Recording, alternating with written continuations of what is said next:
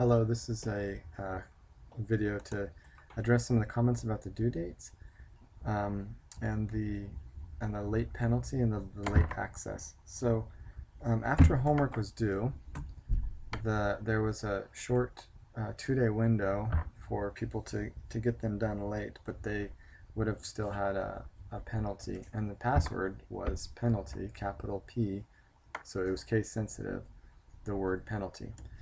Um, and let's see, the due dates for these haven't changed, the original due dates. So for example, that first one, it says that it was due on the 9th, and that was because it was some of the first assignments when people were first getting enrolled, getting their course material, so I just had them due on the Sunday.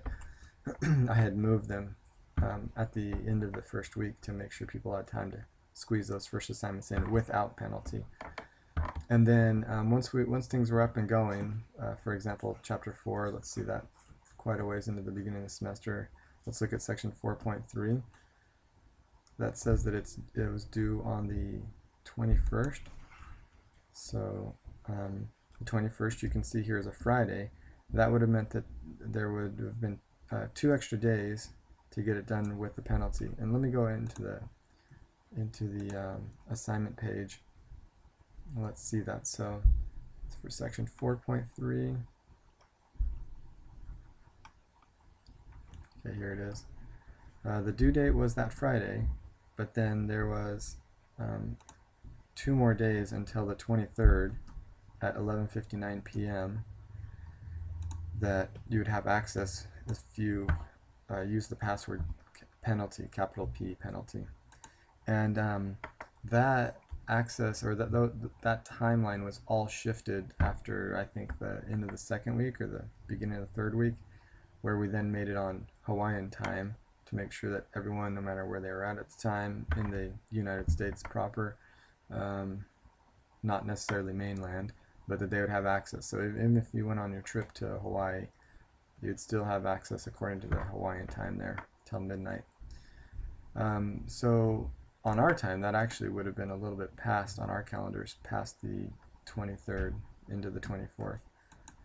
Anyways, and that was the case for all of these except for when I extended them. So section 6.2 now was supposed to be due on 6/28, which we'll see that should be a Friday. So there's a Friday right there.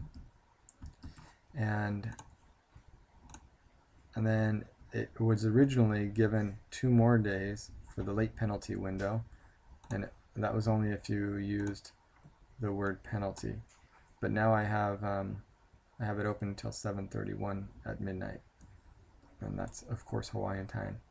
So anyway, let me just demonstrate, I guess, going into one of these assignments. Let's try that section 6.2. Now you needed to choose improve my score. If you chose review only, it wouldn't affect your score, but it also wouldn't allow you to get any of those points. There's a little password hint right there. Late submission penalty was 5%. The word was penalty to get in. This is capital P E N A L T Y. And I heard that when using the Mac, you actually had to press the button OK. So I'll click that, and then you see you have access here. But when I do these problems, it's not going to give me the entire points available. So for example, number 1, which I already did, and I got it correct, you'll see that I only got 95% for that problem. Let me go back to this page, the assignments page, and I'll show you the screen calculator, or sorry, the screen keyboard.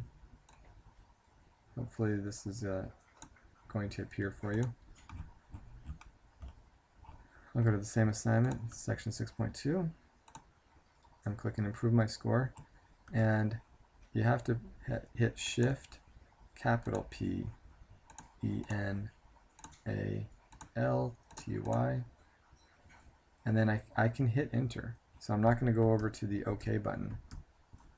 I can hit enter. and it gets me in. But again, I heard that that problem was only for Mac users, so I don't know. If there was such a problem, it would be Mac users. I'm going to go ahead and do this practice problem right here.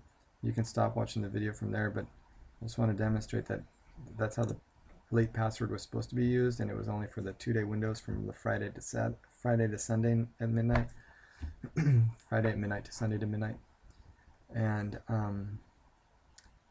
yeah, it was case sensitive. Okay, the waiting times. Go ahead and just grab this whole thing.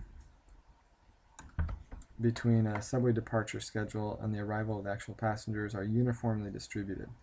So the schedule says one thing, and then they're actually showing up at maybe a different time. Let's scoot back just a little bit. And it says that they're uniformly distributed between 0 and 9 minutes. Okay, so uniformly means that the density curve is flat. It's straight, horizontally straight. Find the probability that a randomly selected passenger has a waiting time that's greater than 3.25 minutes. Okay, so to find this kind of area, we don't use the standard normal distribution, and we don't use a normal distribution. So neither of them, standard normal or normal. We don't use t, definitely. By this point of the exercises, we hadn't had that, and we hadn't had chi-squared or f or anything else. So I'll get a curve right here.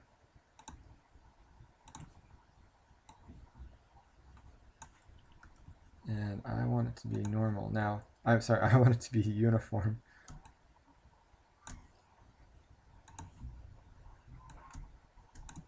And it's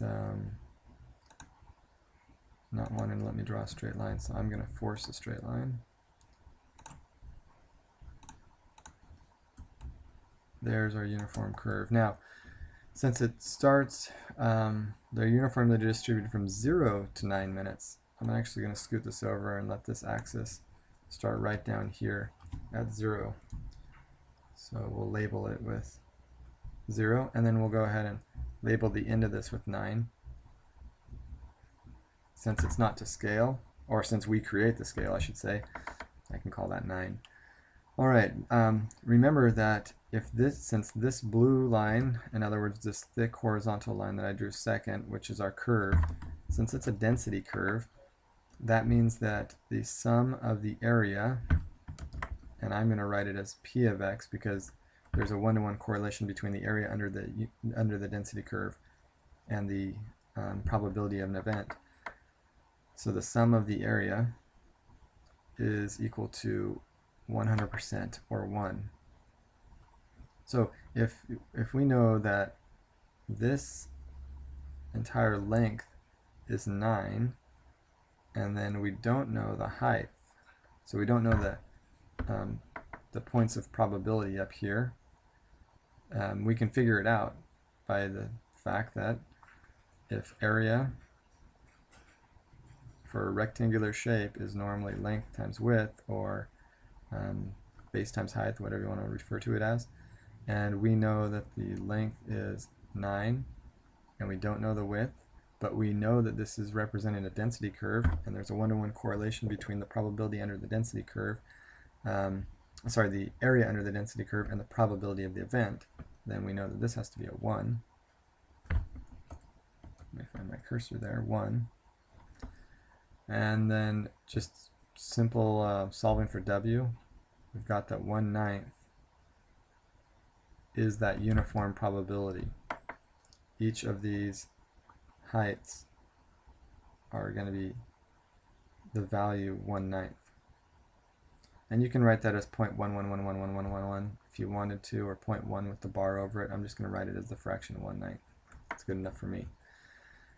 So then answering the question requires us to go in and let's find that shading. So it says that we want to know about the probability for a passenger to have a waiting time that's greater than 3.25. So let's just imagine over here where 3.25 is. I'll say it's about right here or something. remember that this scale is minutes. These are my x values. And that this scale right here are probabilities. Okay, so then we know the probability for exactly 3.25 minutes is going to be 1/9. But what it's saying is 3.25 or greater, or actually it's saying specifically greater. So I guess I'll use an open parenthesis to be really good about it. And a dotted line because we're not going to include this part. And then we want to find this. Well, that's just another rectangular shape. And we know what the height is, so to answer the question, we just have to say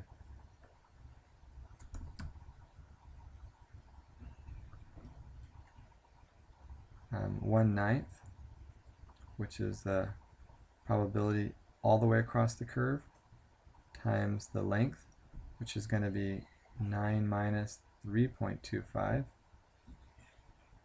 Find that remaining distance. And we get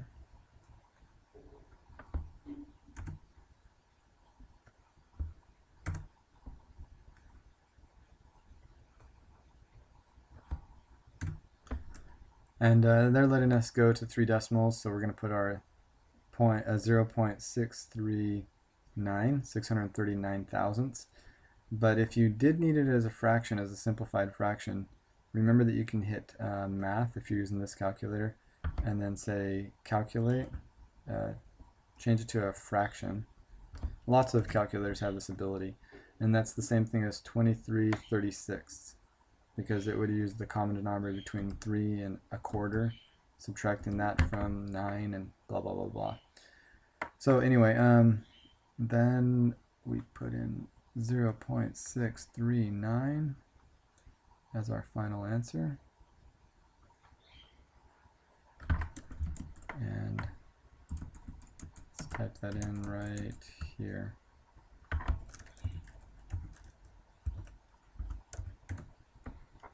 Okay, so if you stayed with me and you didn't need to, because I already finished addressing the original part of the video that I wanted to address, but which was how to type in the password to make sure that you're typing it in right with the case-sensitive penalty capital P, and then making the comment that on the Mac I've heard from some that you need to actually click the OK button and that you can't just press enter. Anyway, if you stayed with me, you see now that we would have gotten it right, but we would have only gotten 95% of the credit for it. So that's the case for all of these which are open, and feel free to go in there and complete any that you hadn't completed. Just be warned that if there's one you already had 100% on and you go to complete it, it's going to ask you if you want to save the best attempt, and you want to save the best attempt. So if you're going in there for extra practice, that's fine, but make sure that you save the best attempt.